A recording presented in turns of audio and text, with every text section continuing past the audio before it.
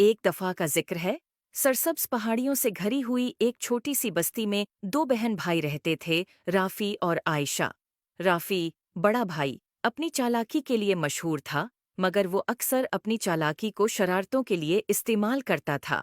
आयशा, इसकी छोटी बहन, नेक दिल थी, मगर राफी के शरारती कामों में वह आसानी से शामिल हो जाती थी। एक दिन दोपहर के वक्त, जब वो अपने घर के बाग में खेल रहे थे, इन्हें एक पुराना, धूल से भरा हुआ संदूक मिला। संदूक के अंदर उन्हें एक चमकदार लकड़ी की छुड़ी मिली जिस पर प्रासरार नक्श व नुगार बने हुए थे। तजस्सुस से भरे हुए वो छुड़ी को अपनी दादी जहरा के पास ले गए।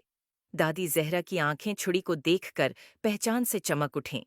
मेरे प्यारे बच्चों, ये एक जादुई छुड़ी है, उन्होंने वजाहत की। ये ख्वाहिशात पूरी कर सकती है, मगर याद रखो, इसे अक्लमंदी और नेकी के साथ इस्तेमाल करना चाहिए। अगर उसे खुद गर्जी या बेवकूफ़ी से इस्तेमाल किया गया तो ये मुश्किलात पैदा कर सकती है।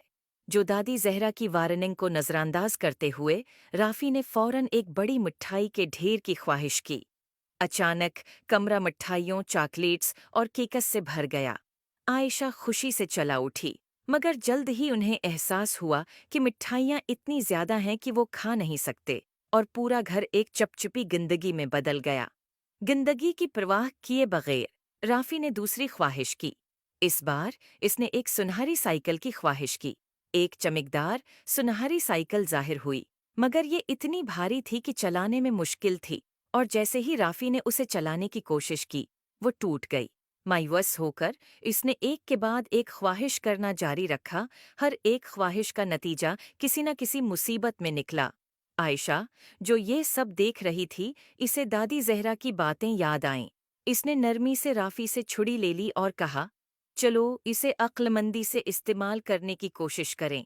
राफी, शायद हमें ऐसी चीज की ख्वाहिश करनी चाहिए जो दूसरों की मदद करे।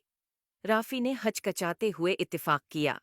आयशा ने अपनी आंखें बंद कीं और बस्ती के खशक कनवे को ताज़ा, साफ पानी से भरने की ख्वाहिश की।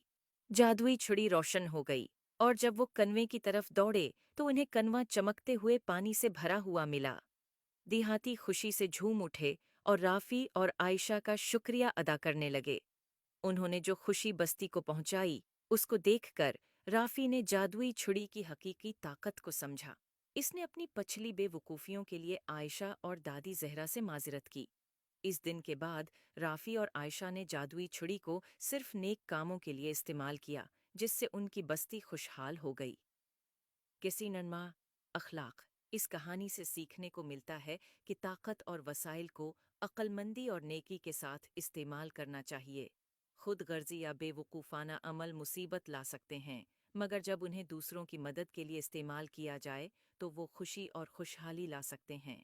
उम्मीद है आपको स्टोरी पसंद ए होगी। Thanks for watching. Please like and subscribe my YouTube channel.